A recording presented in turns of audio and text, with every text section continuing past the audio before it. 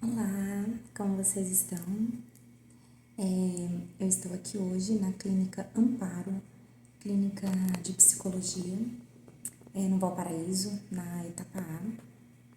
Recentemente, recebi um pedido médico do neurologista para investigar o TDAH, desde criança, com histórico de desatenção, hiperatividade. Para as pessoas que conhecem, sabe que sou ligada no 220 depois do meio-dia, e para desligar um custo, muita energia e um contraste de desatenção extrema.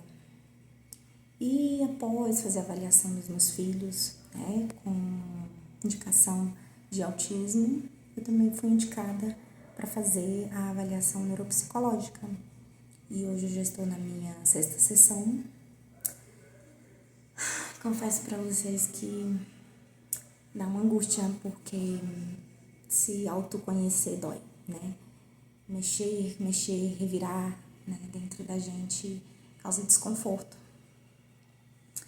Quando a gente mexe no nosso passado e que a gente vê que já estava tudo lá, Que nós não nos tornamos essa pessoa, mas na verdade nós sempre fomos, sempre esteve, mas a gente não se conhecia. E a gente acaba mascarando muitas coisas para ser aceito na sociedade. Às vezes esconder esse excesso de energia, às vezes esconder esse cansaço, que para alguns parece ser estranho, Como se a gente funcionasse uns 3 dias da semana bem e o quarto a gente precisasse ali ficar quietinho, caladinho, Então é um contraste muito grande. Eu sou dessas que fecho a festa, sou a primeira a chegar e quero ser a última a sair. Mas depois, no outro dia, é como se eu já não quisesse ter esse contato social, Como se a bateria descarregasse. E com isso vem uma mudança de humor muito grande. É como se a gente literalmente ficasse com a bateria descarregada, precisasse recarregar para a gente poder sentir que está dando o melhor para as pessoas que estão tendo contato com a gente. Inclusive para trabalho. É como se essa bateria que descarrega depois refletisse na qualidade do nosso trabalho que a gente entrega. Então acaba que a gente tem que ficar escolhendo situações para se envolver e para participar, porque senão depois vem esse prejuízo social. O neurologista pediu o exame P300, que é o de atenção, que inclusive o meu deu bem mal. Depois eu gravo aqui para vocês sobre o resultado. É porque ele toca na linha do P300, E aí isso indica a desatenção, Que seria, vamos dizer, o A do TDAH, Que é a atenção. E fiz também um exame de mapeamento cerebral, onde acusa o fluxo sanguíneo, se eu não me engano, 25% mais elevado, Uma hiperatividade cerebral dos dois lados. E agora os testes neuropsicológicos, que tanto tem a TCC, que é comportamental, juntamente com os testes mesmo vai ter teste de QI, teste de atenção, São diversos testes. E a expectativa, A gente fica pensando o que nós podemos descobrir de nós mesmos e como seria esse diagnóstico tardio. A gente falar sobre isso na vida adulta, com os nossos familiares, com os nossos amigos. Eu confesso que eu tenho medo de ouvir de alguém assim, mas isso eu já sabia, mas todo mundo já sabia disso, Acho que pelo nosso comportamento, pela nossa energia, Mas eu acho que a tarja social, ela traz um pouco de medo. E é isso. E eu acredito que juntamente com o medo também seja libertador, porque você passa a se compreender e a escolher melhor as situações que você entra, Eu acredito que traga um grau de maturidade. É óbvio que a pessoa que já é adulta, que ela tem qualquer tipo de diagnóstico tardio, ela já está, vamos se dizer, adaptada, né? Porque ela vai se conhecendo ao longo dos anos.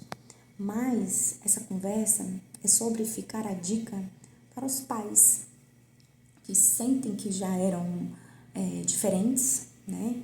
Algum tipo de neurodivergência, para adiantar para os seus filhos, para não esperar ser tão tardio, né? Não esperar passar tanto sofrimento e tantas limitações. E às vezes ouvir tantos nãos da vida, né? Talvez não fosse necessário. Eu sei que pelo caminho público é um pouquinho mais complicado, né? Precisa iniciar no posto de saúde, os pais falarem dessa dificuldade e dessa situação com seus filhos. Geralmente são as escolas que pedem, né? Para começar os exames, para ver o que pode ser diagnosticado. O clínico faz o encaminhamento e tem os centros especiais em cada cidade, né? Em cada município, para cuidar exatamente dessas questões. Aí vai passar pela regulação, para ir para o neurologista, para ele fazer o pedido do neuropsicológico. Para aquelas pessoas que já conseguem, por conta própria, iniciar esses exames, aí deve-se procurar um neuropsicólogo. E aí depois das sessões, né, que ele achar que deve ter, porque tem pessoas que fazem 10 sessões, 16 sessões, né, vai de acordo da necessidade de cada pessoa. E ele vai emitir o laudo, né, e esse laudo ele é válido.